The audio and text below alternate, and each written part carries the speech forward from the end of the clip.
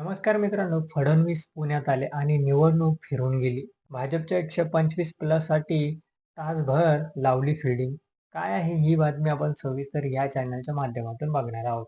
चला तर मग मी सचिन नाईक आणि तुम्ही बघत आहात आपली राजनीती चॅनल. मुंबई महानगरपालिका निवडणुकीमध्ये भाजपने 100 प्लसचं मिशन हाती घेतलं आहे. या मिशनला बळ देण्यासाठी मुख्यमंत्री देवेंद्र फडणवीस यांनी थेट लक्ष घातले आहेत. या पार्श्वभूमीवर फडणवीस हे पुणे दौऱ्यावरून असतानाच पुण्यातील काही वरिष्ठ नेत्यांशी बैठक करून त्यांना निवडणुकीसाठी मार्गदर्शन करून कानमंत्र दिल्याची चर्चा आहे. पुणे महापालिका निवडणुकीच्या निमित्ताने मुख्यमंत्री देवेंद्र फडणवीस यांनी सोमवारी रात्री कात्रज येथे सभा झाली. या सभेमध्ये त्यांनी मागील 5 वर्षांमध्ये केलेली कामे आणि भविष्यामध्ये कोणकोणत्या योजना हाती घेणार याबाबतचे व्यंजन मांडले.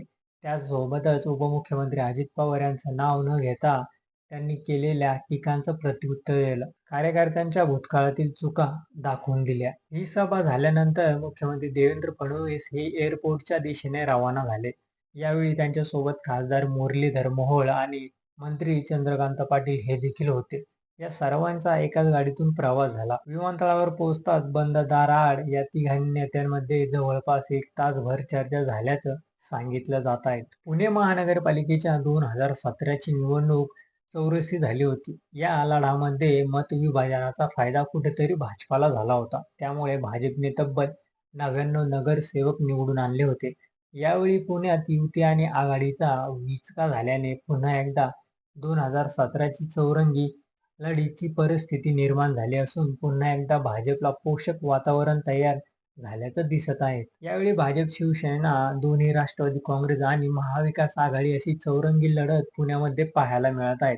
राजकीय जाणकारांच्या मते या समीकरणाचा फायदा भाजपाला 125 प्लस या त्यांच्या घोषणेच्या पूर्ततेसाठी होऊ शकतो.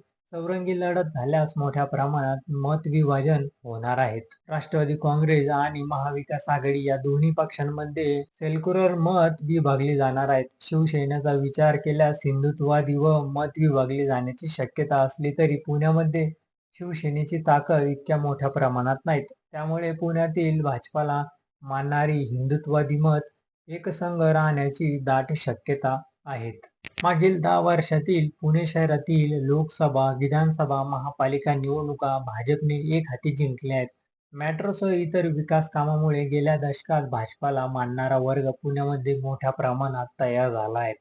त्यामुळे एका बाजूला होणारं मतविभाजन आणि दुसरीकडे भाजपाला मानणारा वर्ग यामुळे भाजप मिशन 125 यशस्वी होण्यासाठी पोषक वातावरण तयार झालं आहे. तर तुम्हाला काय वाटते हे आमच्या चॅनलच्या कमेंट बॉक्समध्ये नक्की कळवा आणि व्हिडिओ आवडला असेल तर चॅनलला लाईक आणि सबस्क्राईब करा. धन्यवाद.